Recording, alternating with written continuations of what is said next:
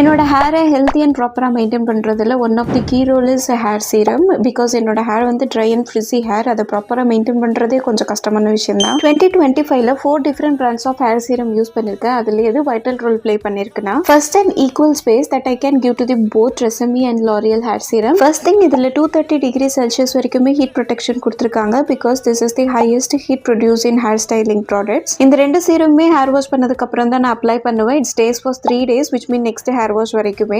It keeps my hair soft, silky and smooth. என்னோட hair பெருசா tangle ஆகாது. But என்னோட ஹேர் வந்து லுக் வைஸ் பார்க்கும்போது கொஞ்சம் ஃப்ரிஸி லுக் தான் இருக்கும். நான் யூஸ்வலா நிறைய ஹீட் ஸ்டைலிங் ப்ராடக்ட்ஸ் யூஸ் பண்ண மாட்டேன். பிகாஸ் என்னோட ஹேரை நேச்சுரலா வச்சுக்கிறது எனக்கு ரொம்ப பிடிக்கும். வேற ஏதாவது ஹீட் ப்ராடக்ட்ஸ் யூஸ் பண்ணி ஒரு பர்மனன்ட் ட்ரீட்மெண்ட் பண்ணாதான் அந்த சில்கி லுக் வந்து இருக்கும். இல்லைன்னா நேச்சுரல் ஹேரோட லுக்கே வந்து ஃப்ரிஸி கைண்ட் தான். And currently I'm using this பேர் அனாட்டமி ஹேர் சீரம்.